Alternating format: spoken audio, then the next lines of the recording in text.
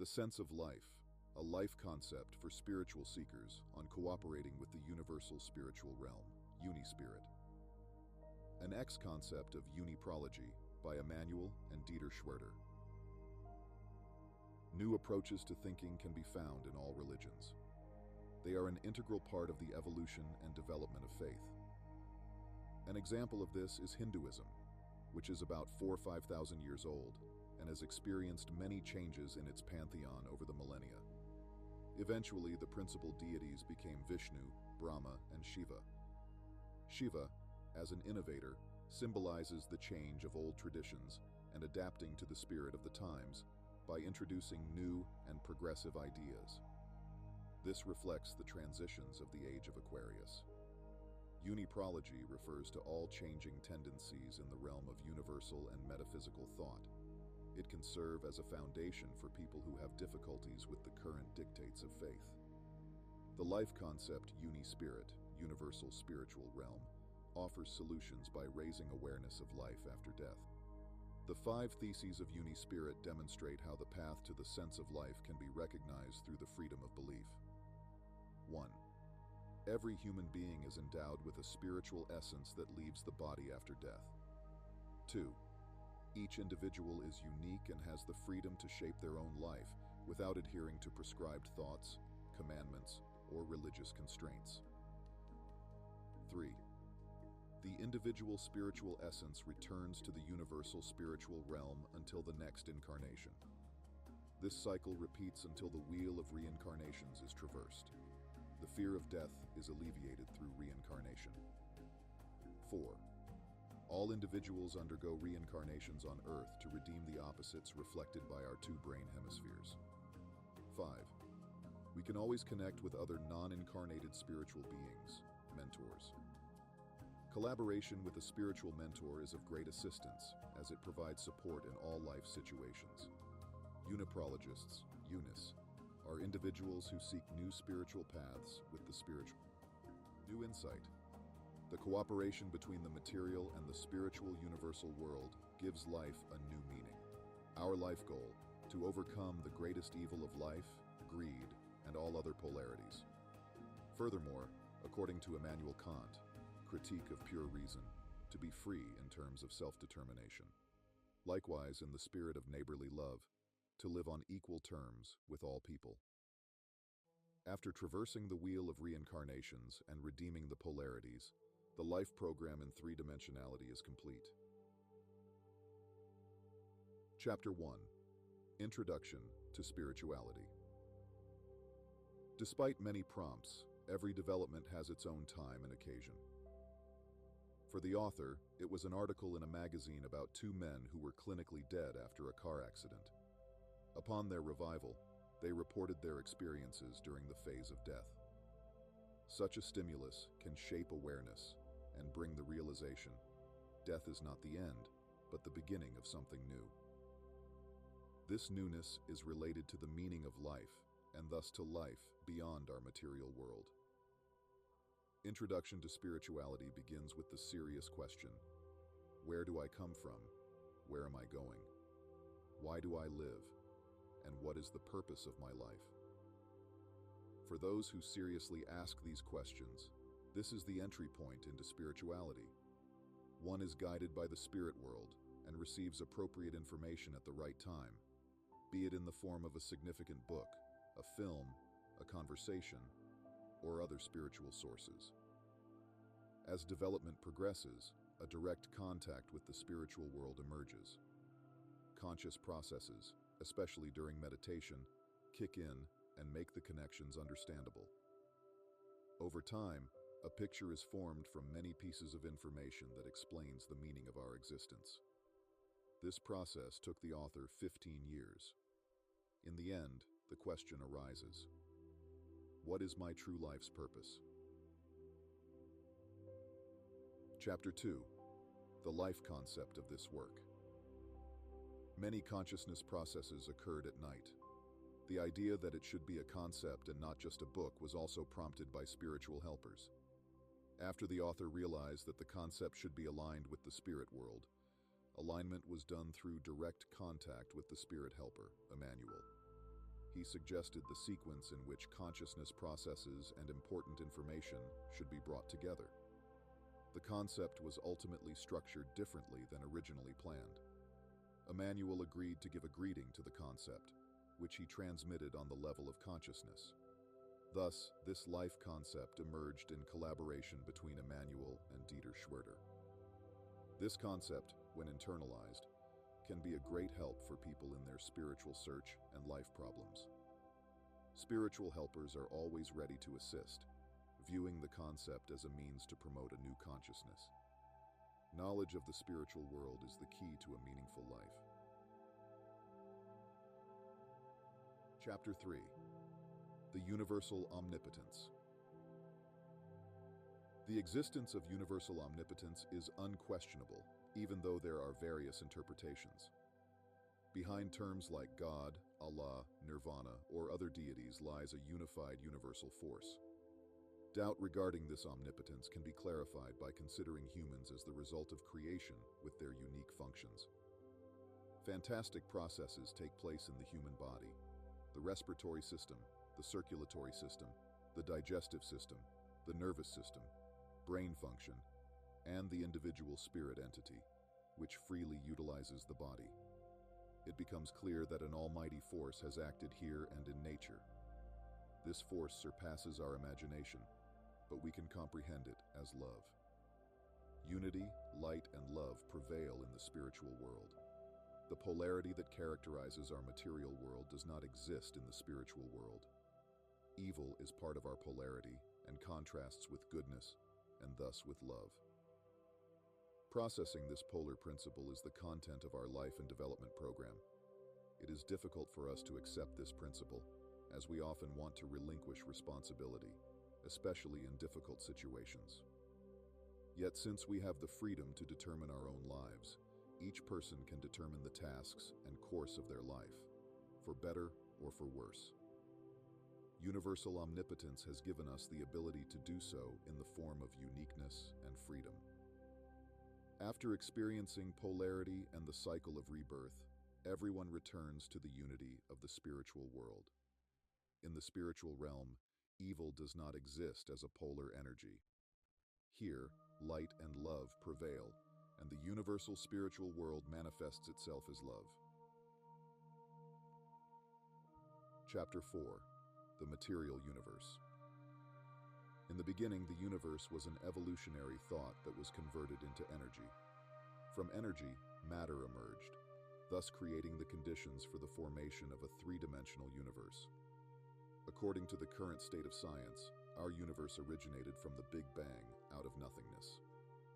Space continues to expand constantly, and questions about the extent, direction, and nature of empty space remain unanswered.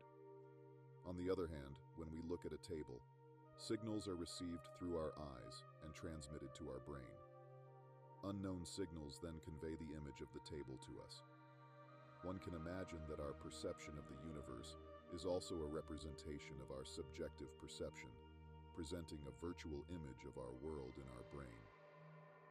The Big Bang assumed by science, the universe expanding at the speed of light, is accepted by us.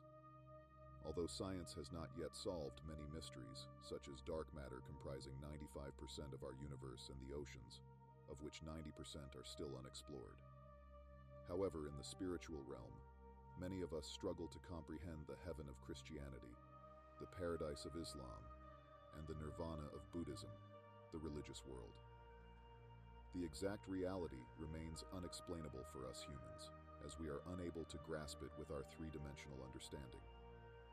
The fourth dimension, as calculated by Einstein, is computable for us, but not perceptible. The consequence of this is, we are bound to this matter, and despite all the inexplicability, we have our life's task here. We need more clarity. Much can be worked out with the spiritual world.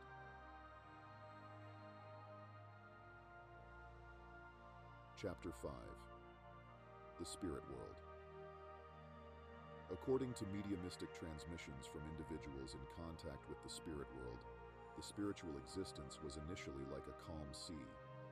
A universal impulse set it in motion, and a multitude of individual spirit entities formed.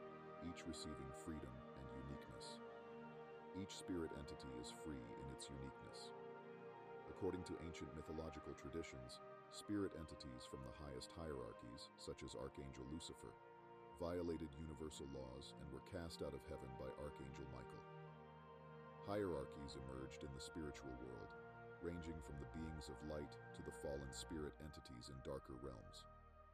Our universe was also created with external assistance. Initially, the limitation to 3 dimensions did not exist, and the spirit entities could move freely.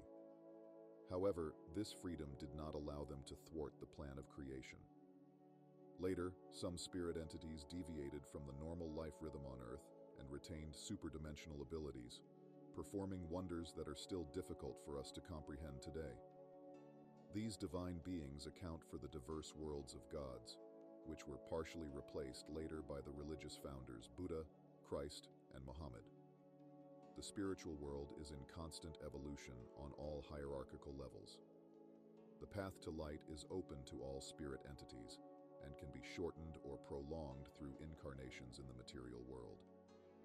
The temptation of humans by spirit entities from darker realms exists not only in literary works like Goethe's Faust, but also in reality. Drug abuse and suicide can throw one far back into the dark realm. We will not receive confirmation of the workings of the spiritual world during our lifetime, as this would interfere with our life's task. However, it is certain that we live as spirit entities in our bodies and return to the spirit world after death. According to mediums in contact with the spirit world, after completing the cycle of rebirths, further development takes place outside the 3-dimensional universe in other multidimensional spaces. Chapter 6: The Spiritual and the Human World. The following chapters will always address opposing topics to make us more aware of the polarity of our thinking. In almost all religions, life after death and reincarnation are integral parts. The spirit entity leaves the body after death and returns to the universal spiritual realm. This is where we come from, and this is where we return. If this is accepted, there is no reason to believe that the soul only incarnates once. Through incarnations, we can continue our development in the spiritual world. At the moment of incarnation, we lose contact with the spiritual world and are somewhat trapped in 3-dimensional matter.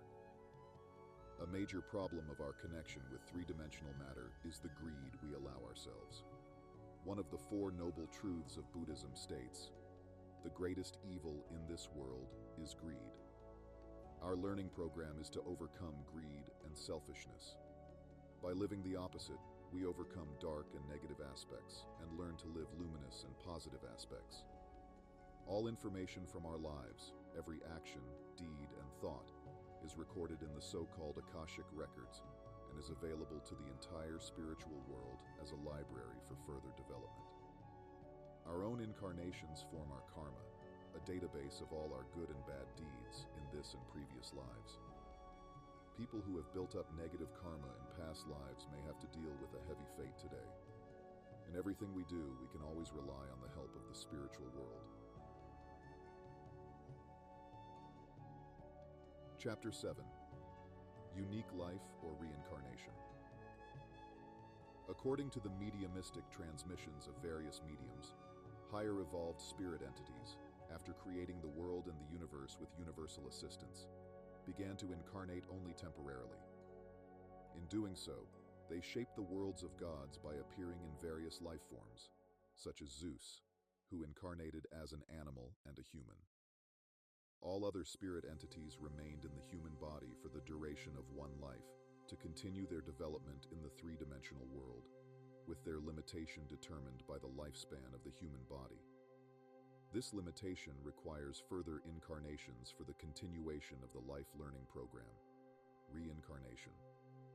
In Buddhism, the entire development program is divided into life stages and considered as the wheel of rebirth. Each person has their individual life and development task, which they chose and determined before their birth. This includes the choice of life circumstances, dealing with various aspects, and the decision for a male or female incarnation. It is even possible to live with the same people in different constellations again, whether successful or not. Some people claim to be the reincarnation of well-known entities, such as Archangel Michael or even Jesus. In such cases, they do not embody the entities themselves, but only their life principles. Such reincarnations do not necessarily have to be negative if they create positive life content for others. Chapter 8. Freedom of Self-Development. Every individual has the freedom to shape their own development by either living according to their life plan or going against it. The number of reincarnations is fulfilled only when the learning goal, overcoming materialism in the form of egoism and greed, is achieved. Information from past lives is no longer consciously available to us, but it can be brought into consciousness through accessing the subconscious mind via regressions. This allows for dealing with experiences from past lives, which are part of our karma, and can even enable healing of illness-related causes from past lives. Interventions by higher spiritual beings occur only when universal mandates, the plan of creation, are violated, such as through genetic manipulations or crossbreeding of humans and animals. The concept of a unique life exists only in Catholic Christian dogma, as in the 6th century the topic of reincarnation was abandoned by a papal edict, presumably to bind people to the heaven-hell philosophy. Chapter 9. Polarity and Unity.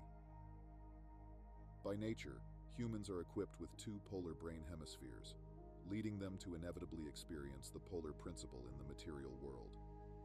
The left male brain hemisphere affects the right side of the body, while the right female brain hemisphere affects the left side of the body.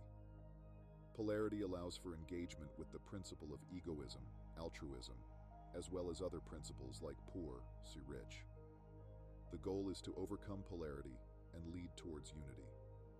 Good and evil exist only in our material world, not in the spiritual world. It is within our freedom to live in a positive or negative manner according to our own discretion.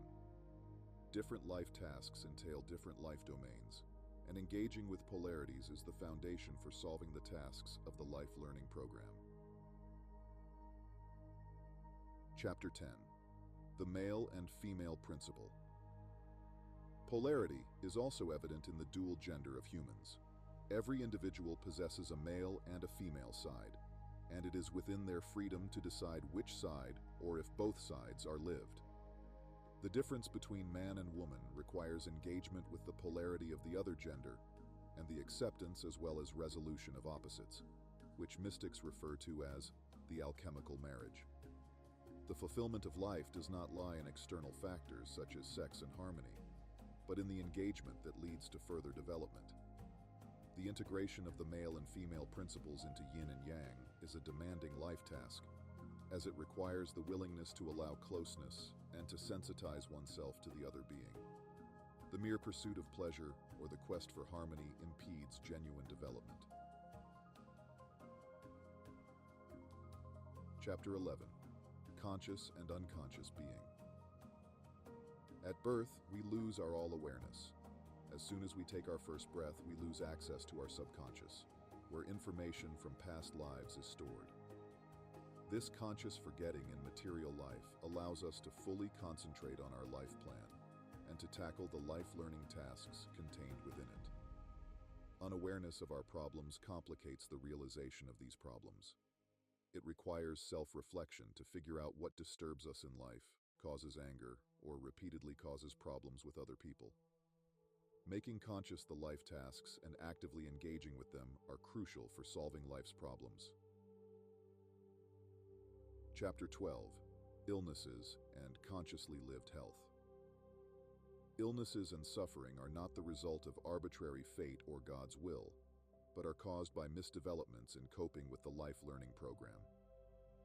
Persistent violations of the principles of the life plan eventually manifest as illness in the body.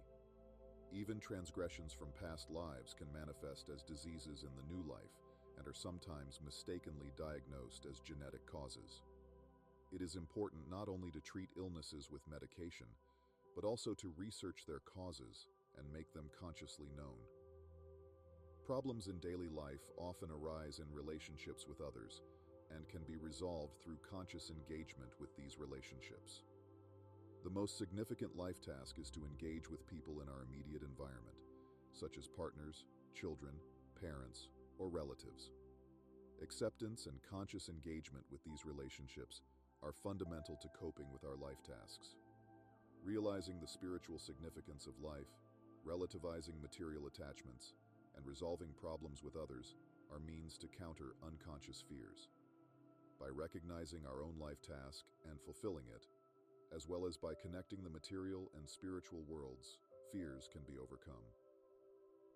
Maintaining environmental conditions through healthy nutrition and exercise is essential for health and well-being. Ultimately, it is our free decision how we shape our lives and what significance we attribute to our experiences. Chapter 13. Life and Death. We are all aware that death is inseparable from life, yet we tend to push it away and keep it at a distance. When we realize that as spirit entities, we enter our bodies at the beginning of our lives, it becomes equally logical that we leave them at the end of our lives and return to the spiritual world. This perspective shift can offer us a new outlook. We lead a fulfilling life when we live according to our guidelines. However, deviations from these guidelines can lead to additional problems and illnesses. The number of lives we need to complete ourselves and end the cycle of reincarnations is within our own free choice. It is comforting to know that there is always a new chance, a new life. We are all part of the spiritual universe, uni-spirit. Although nobody has a precise understanding of it, the image of a benevolent God-man who determines everything and personally cares for everyone has more or less been lost, especially in light of the many terrible events in the world. Based on numerous messages from the spiritual world, we understand that it is organized in a structure from top light to bottom dark. It consists of the sum of all spirit entities who, after their incarnation, occupy their place in the hierarchy of the spiritual world. Regardless of whether they are light or dark, the entire spiritual realm represents the unity of all spirit entities, making us all part of the universal power. Each of us is a unique individual spirit entity on our own hierarchical level. Therefore, when we call for help, we are calling upon the spirit entity within ourselves. The more intensely we do this, the more we activate the universal energy of the spirit entity within us. When our request for help is fulfilled, we have achieved this thanks to the universal energy. At the end of our lives, it is not God who is our judge, but ourselves, as part of the universal spiritual world. When we compare the balance of our lives with our life plan, we recognize which problems are still unresolved and can create a new life plan for the next life. Chapter 14. Religion, Belief, or Atheism. According to the universal plan of creation, all individuals have the opportunity to follow their own paths of belief. For many, the fundamental beliefs of traditional religions, such as the 10 Commandments of Christianity, the 5 Pillars of Islam, or the Nirvana of Buddhism, provide solace, even if much of it no longer aligns with our modern understanding, especially regarding life after death. This attitude is legitimate because it is more comforting to believe than to live with the notion of disappearing into a dark hole after death. This new life concept can change lives. Whether it is possible to adapt to this spiritual life concept must be decided by each individual. It only requires 2 commandments: the unconditional yes to a creator universe and a plan of creation, and the practice of love for one's neighbor, with the awareness that we are all equal and that we are all brothers and sisters. The positive aspects for one's own life are comforting and give life a new meaning. Everyone must decide for themselves what is convincing and important. To believe in nothing and to say, in the end, I will fall into a black hole and everything will be over. That is certainly not a comforting attitude. Chapter 15. Greetings from Emmanuel. Hello, my friends. I have agreed to provide a brief comment on this life concept. It can be a great help for many people on their spiritual journey. The content of the life concept is designed to contain precisely the information that supports seekers. We in the spiritual world are here to assist anyone who reaches out to us, and of course, also those who may question this spiritual life concept. We are especially grateful to the author for facilitating the connection between you and us. I wish success to everyone who intends to embark on this journey. Your friend, Emmanuel. Chapter 16. How to establish contact with the spiritual world. Anyone can establish contact with the spiritual world using a biotensor or a pendulum. The biotensor is an antenna-like rod with a weight at one end and a handle at the other. The spiritual being that communicates with us through mediums is typically our spiritual mentor or a non-incarnated spiritual being that wishes to assist us. The willingness to help is significant, but one should not inquire about material interests, e.g., money or lottery numbers. The best assistance is provided when seeking help for other people. Asking for oneself can lead to issues, especially for the inexperienced, as the spiritual information of an answer travels through the chakras and the arm. It's possible for one's own desires to be so strong that they influence the energy input, leading to inaccurate results from the pendulum. It's essential to remain free from material desires. Summary. The basic principles described here aim to illustrate that we don't live just once, but undergo many lives to overcome polarity and thus greed, the greatest evil of humanity. Since this cannot be achieved in one life, reincarnation and, in the meantime, existence in an intermediate universe are essential. We should always establish contact with this intermediate universe to seek help and support in all important life matters. Those who embark on this path can look forward to a new life, free from fear.